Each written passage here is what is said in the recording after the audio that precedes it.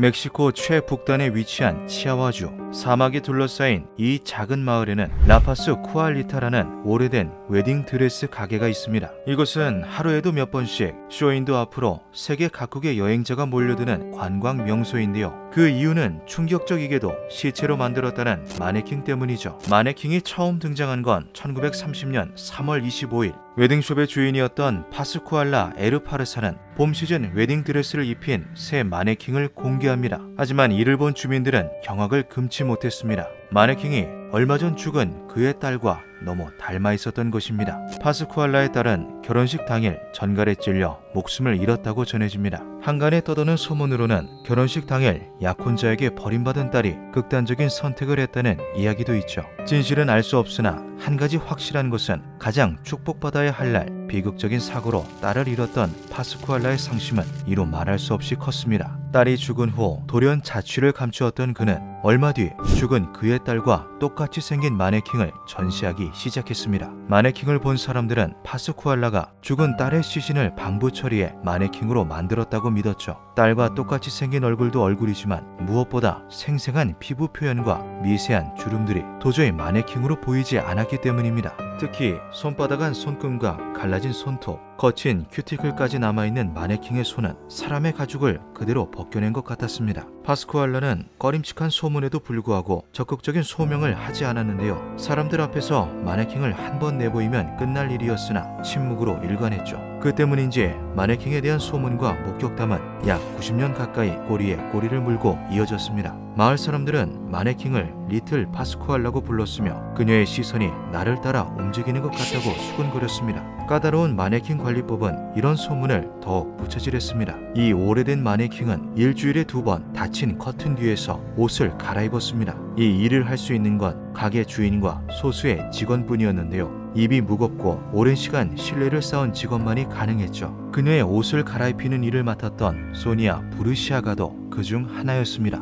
리틀 파스쿠알라 곁에 갈 때마다 긴장돼 손에서 땀이 났어요. 그녀의 손은 너무 현실적이죠. 다리에는 미세한 잔털이 나 있고 정맥까지 보인답니다. 난 그녀가 한때 살아있었던 사람이라는 걸 믿을 수밖에 없었어요. 이 외에도 리틀 파스쿠알라에 대한 소문은 넘쳐납니다. 리틀 파스쿠알라를 보고반한 프랑스인이 매일 밤 찾아와 구애를 했고 주인의 허락을 받고 그녀와 시간을 보냈다는 이야기도 있습니다. 또 리틀 파스쿠알라가 입고 있는 드레스는 생전에 그녀가 가지지 못한 영원한 사랑을 새 신부에게 가져다 준다는 일종의 미신이 있어 마을 여성들 사이에서 인기가 좋았다고 하죠. 어느 것 하나 속 시원하게 밝혀진 바 없는 상황에서 마네킹의 존재 자체를 의심하는 이들도 많습니다. 방부 처리한 시신을 보존하는 데는 한계가 있는데 시체로 만든 마네킹이 90년 넘도록 멀쩡하다는 것 자체가 불가능하다는 지적이죠. 확실히 멕시코의 맹렬한 태양빛이 그대로 내리쬐는 쇼윈도는 시체를 깨끗하게 보존하기에 좋은 환경은 아닙니다. 아무리 약품 처리를 한다고 해도 습기와 햇빛으로 인해 부패, 곰팡이, 변색 등의 문제 상황이 생겼을 테니까요. 비슷한 사례로는 소련의 건국자 블라디미르